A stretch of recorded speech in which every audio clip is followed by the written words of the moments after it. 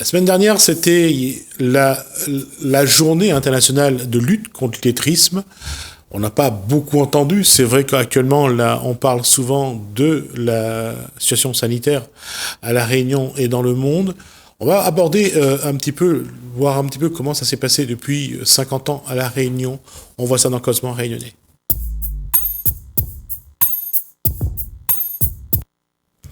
Bonsoir, Georges Atienne. Bonsoir.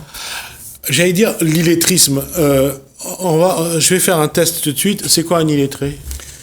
En fait, oui, il y a l'illettrisme et l'analphabétisme. Voilà, c'est ça deux choses différentes. Bon, ils sont cousins. L'illettrisme, c'est le fait d'avoir quand même été à l'école, d'avoir appris des bases de langage, d'alphabétisation, etc. Mais ne pas être capable de s'en sortir socialement par rapport à des démarches qu'on pourrait faire, par rapport à ce qu'on pourrait écrire, qu'on pourrait traduire en mots.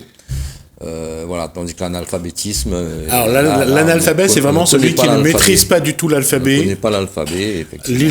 L'illettré, entre guillemets, c'est celui qui a des carences. Voilà. En lecture, en écriture. Donc voilà. Si on peut schématiser, on en revient à ça. Mais ça fait quand même, depuis la fin de la guerre, je dirais que la Deuxième Guerre mondiale, qu'on a essayé d'enseigner le français déjà aux Réunionnais. Et ça a toujours été le leitmotiv.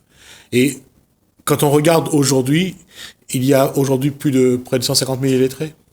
Oui, mais avant ça, je voudrais dire que, en fait, une langue, quand elle est forte, quand elle est bien utilisée, on cherche à la conforter et à lui donner de bonnes bases. Donc, constamment, tous les pays travaillent sur leur langue, leur propre langue, et la diffusent parmi la population. La Réunion n'échappe pas à la règle, sauf que de tradition orale, donc on a toujours parlé le créole, plus ou moins francisé. Il faut savoir que donc, juste un peu avant la départementalisation, bien le créole était utilisé partout. C'est un peu après la départementalisation que l'État français a commencé à vouloir mettre de l'ordre là-dedans parce qu'il fallait imposer la langue créole. Ça, on l'a tous vécu pour les gens de notre génération. La langue française. La langue française. Exactement. Et surtout, il y avait la position jouée par Michel Debré à l'époque. Michel Debré voulait vraiment que cette terre française à l'époque ait une meilleure connotation française. Oui, il y avait du patriotisme français là-dessous, tout le monde en est conscient. Et donc, on a mis les moyens pour amener la population progressivement à s'instruire, et surtout écrire et parler en français. Donc auparavant, c'était des frères, je crois que c'était des sacristains qui instinctivement donnaient des cours, quelques cours d'alphabétisation à la population. Et puis après, ça s'est structuré. L'État a quand même mis les moyens avec des associations comme la REP, comme l'ARCA, pour donc structurer un peu cet apprentissage. Mais de tout temps, on a eu du retard à combler. Et puis, la langue créole, c'est notre langue maternelle, donc elle a toujours été là. Ça, c'était ça l'erreur dès le départ, c'était de mettre d'un côté le créole et de l'autre le français. Vouloir parler le français, ça veut pas dire qu'il fallait pas parler le créole. Aujourd'hui, là, on a fait on met en perspective le créole et le français. À l'époque, il fallait surtout bannir le créole. Exactement, ça fait partie de la politique d'assimilation. Mais même en France, on a toujours bataillé pour la promotion de la langue française, surtout par rapport à la langue anglaise, qui était dominante, qui est toujours dominante dans le monde. Donc les responsables français ont sorti des lois sur lois pour protéger le français, ouais. Et donc pratiquement l'imposer partout. Donc cette lutte-là, on l'a aussi ressentie à La Réunion, mais encore plus dans la mesure comme on dit que la langue française était dominante. Et puis on voulait peut-être pas éradiquer le créole, mais on voulait le laisser dans le côté affectif. Mais reste une chose, Jonathan, c'est que que ce soit l'ARCA, que ce soit l'AREP, que ce soit quelles que soient les structures qu'on a mis en place pour essayer de faire rentrer le plus de Français dans les familles, l'apprentissage du français s'est heurté à une réalité réunionnaise, c'est que entre un peuplement très hétéroclite, c'est-à-dire que entre les Chinois, les musulmans, les Malbars, les hindous, les blancs, les petits blancs, on voit bien que ce qu'on a créé, on a créé une langue qui n'a pas permis à certains de sortir de leur causée. Oui, mais il n'y a pas que ça. Il y a le fait que nous sommes très différents, nous avons des origines différentes, et que même au niveau de la langue, ça se retrouve, les différences se retrouvent aussi. Mais le fait est que, moi je dirais que il y a un décalage entre ces associations-là qu'on vient de citer, entre l'éducation nationale, quand même, qui fait beaucoup d'efforts sur l'alphabétisation, même si c'est en français, et disons les responsables successifs qui ont été aux manettes à un moment donné. Parce que le travail, si vous voulez, il a été effectué sur le terrain et d'une manière consciente et certainement bien organisée. Mais il y a quand même un phénomène, c'est que les pouvoirs étatiques, ils ouvrent ou ils ferment le robinet quand ils veulent. C'est-à-dire qu'ils n'ont pas toujours intérêt à ce que la population accède à la connaissance, à l'instruction, parce que ça fait toujours peur un peuple qui s'éveille, qui comprend les choses et qui analyse et qui commence à réfléchir. Donc, il y avait ça tout une envie, et là, on va se tourner vers nos politiques, ceux qui devaient mettre en place toutes ces lois, toutes ces règles, tous ces apprentissages. Là, un peuple qui ne réfléchit pas, qui n'a pas beaucoup de connaissances, qui ne réfléchit pas trop, est un peuple qui n'embête pas non plus trop les politiques. Tout à fait, exactement. Et moi, je dirais aussi que il faut parler quand même de la charte des langues régionales, la charte européenne des langues régionales. Donc, on a d'un côté les politiques ou le corps politique qui dit que il faut défendre les langues régionales, ça fait partie de notre culture. Et puis de l'autre côté, on ferme un peu le robinet lorsqu'on dit que écoutez, commencez à enseigner le créole à l'école, commencez à enseigner le basque, le corse, le breton à l'école. Et là, on commence à fermer le robinet en disant oh là là, pas trop vite. Oui, de toute façon, on le voit en France métropolitaine, que ce soit en Bretagne, que ce soit en Corse. Les Corses se sont beaucoup battus pour l'apprentissage de leur langue sur le territoire corse, et on voit que ça n'a pas été simple non plus pour les Corses. On voit, et c'est là que ça rejoint votre question, c'est-à-dire que comme on est très différents les uns des autres, on n'a pas cette unité, cette force même de langage qui unit les Réunionnais. Donc vous passez un peu dans toute l'île et puis vous voyez qu'on ne parle pas forcément, on se comprend mais on ne parle pas vraiment de la même façon, on n'écrit pas de la même façon, alors que les Bretons, les Corses et l'Occitanie, en Occitanie, on est beaucoup plus unis. Oui, parce que ils ont une seule racine, c'est l'occitan, et là c'est plus facile. Le peuple réunionnais, c'est quand même un peuple qui est qui est pluriel. On a aussi inventé l'unité dans le langage. Oui. C'est peut-être un travail qu'il faut faire, il faut se mettre au travail et se dire que, effectivement, on a des différences, mais est-ce qu'on ne peut pas se retrouver dans un langage commun ? On voit bien depuis le début des années 70 à quel point on a du mal entre ceux qui prônent le Z, le W, et ceux qui préfèrent qu'on francise les mots pour qu'on puisse l'écrire. Il y a déjà entre nous quelques différences. Oui, ça c'est une généralité à La Réunion. Donc dans n'importe quel domaine, vous allez voir que très tôt, il y a des, je dis pas un certain séparatisme, mais il y a des divisions, il y a des divergences au lieu de converger vers quelque chose de commun. Et à part le rougail saucisse. Même là-dessus, je trouve qu'ils ont du mal entre ceux qui prônent un rougail saucisse plus avec des ingrédients... Avec des pommes de terre. Voilà, avec d'autres ingrédients, voilà. Mais je ne suis pour aucun, je veux dire, je pars du principe que chacun a le droit de faire le rougail saucisse. On continue le processus de créolisation. Oui. On continue. Ouais, mais la question vient aussi d'une part, on est face à quelque chose qui est inéluctable, c'est l'évolution du monde. D'accord? Ça, c'est comme le riz cantonais. Le riz cantonais, au départ, il y avait il y avait du jambon, des œufs et des oignons verts. C'était ça, surtout. Aujourd'hui, quand on fait un riz cantonais, on sait plus qu'il y a plus j'allais dire, d'éléments que de riz. Donc, chacun fait un petit peu ce qu'il veut. Oui, ben justement, ouvrons-nous sur le monde sortons un peu du contexte réunionnais. Ethno-réunionnais. Ouvrons-nous vers le monde. Je veux dire, la Réunion porte son nom, on doit être ouvert. Paul Vergès avait dit d'Igny le monde. Donc, de la Réunion, on peut s'ouvrir vers le monde sans problème, puisqu'on a des attaches dans toute l'Asie, en Afrique, Oui, en Europe. oui, tout à fait. Mais il y a ceux qui ont peur de perdre leur identité. Non, je ne pense pas. L'identité, ça se construit. C'est une évolution. On peut pas rester. Sinon, on va rentrer dans un discours séparatiste ou un discours national, de patriotisme. Ça tient plus la route aujourd'hui. Ça tient plus la route. Sortons de la Réunion, allons voir ce qui se passe ailleurs. Même en France, je veux dire, il y a des communautés qui sont en présence, qui vivent ensemble. Bon, ils sont peut-être un peu incompris dans certaines situations, parce qu'on les stigmatise aussi. Mais je veux dire, il se passe la même chose. Moi, j'ai vécu longtemps à Marseille. Marseille, c'est cosmopolite. Il y avait beaucoup de Réunionnais, beaucoup de Corses, Comoriens etc. aussi. Absolument. Aussi.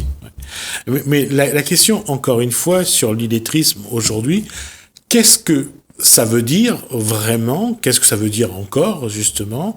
Est-ce que ça veut dire apprendre à ceux qui ne savent pas maîtriser soit le créole, soit le français, ou une autre langue?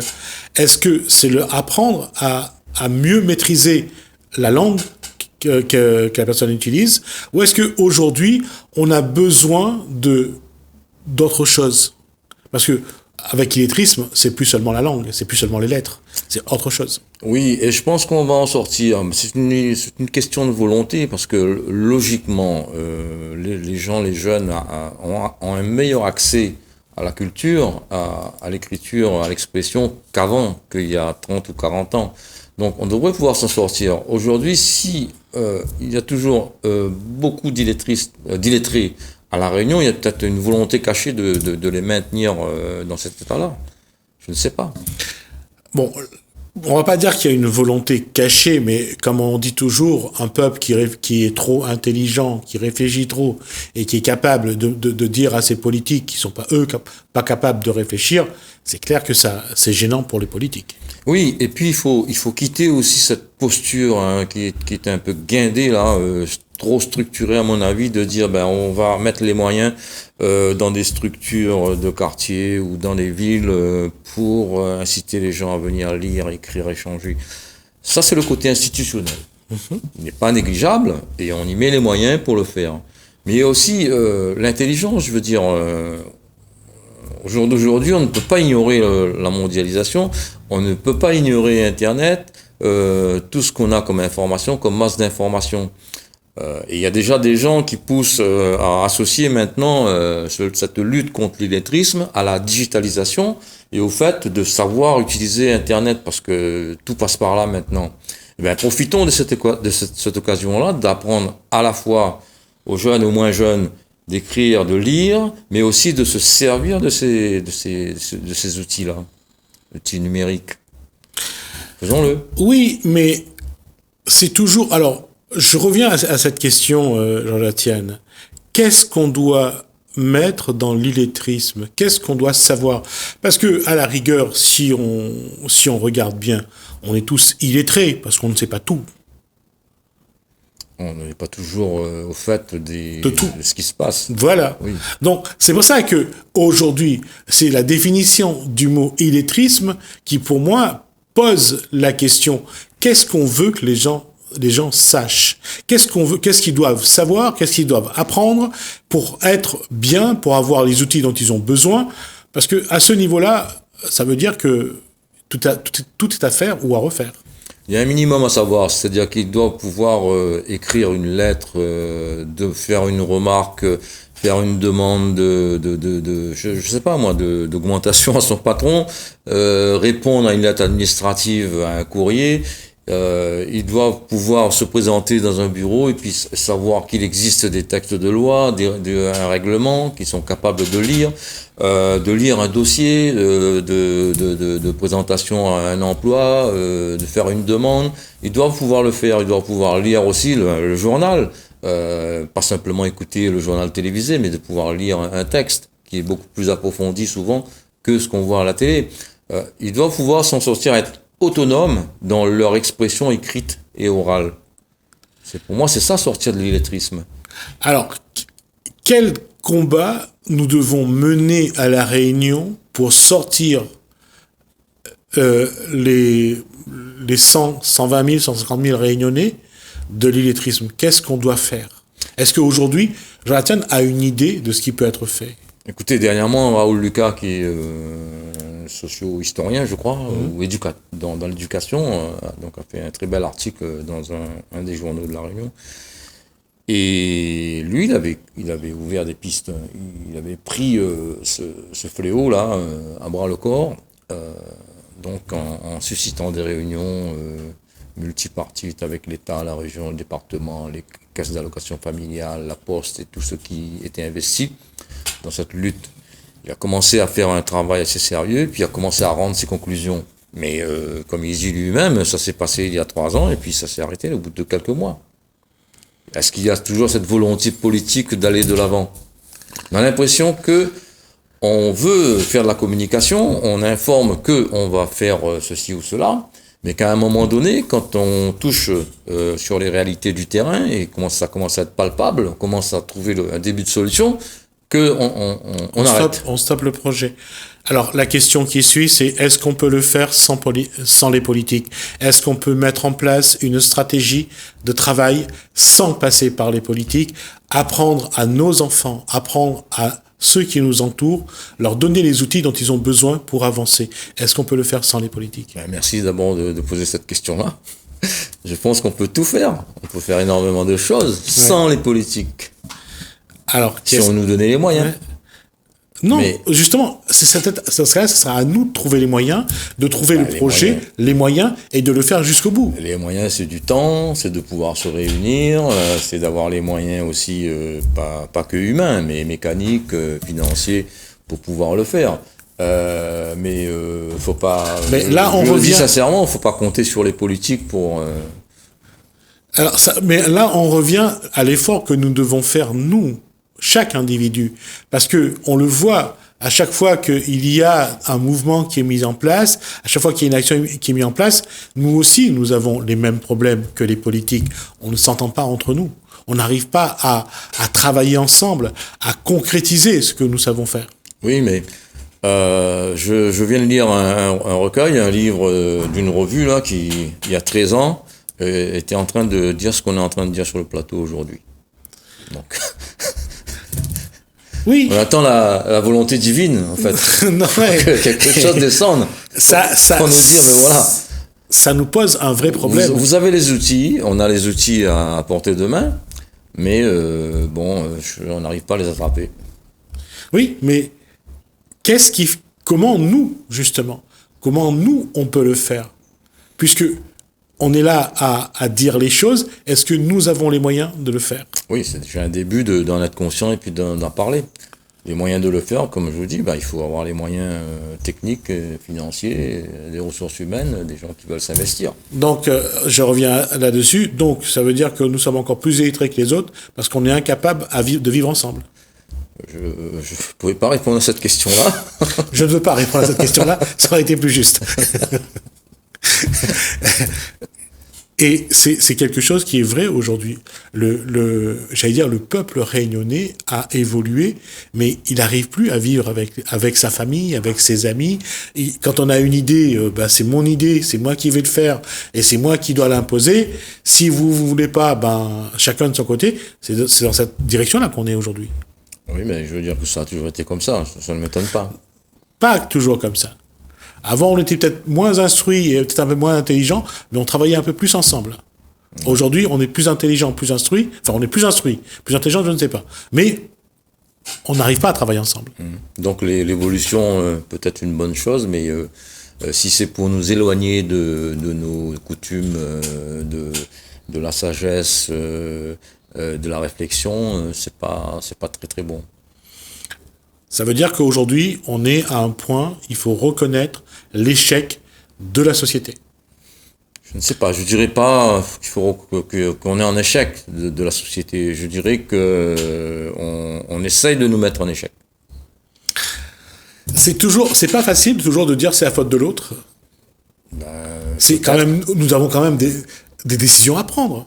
Ben nous, quelle décision pouvons-nous prendre en tant que citoyens de faire l'effort de se serrer les coudes et d'être ensemble. Si on revient sur l'actualité, on n'a plus le moyen de se regrouper, on n'a plus de moyen de s'entendre. Ça, c'est cette année. Genre, tiens, là, c'est vraiment de la mauvaise foi. Ça, c'est cette année. Mais avant, on n'y arrivait pas plus.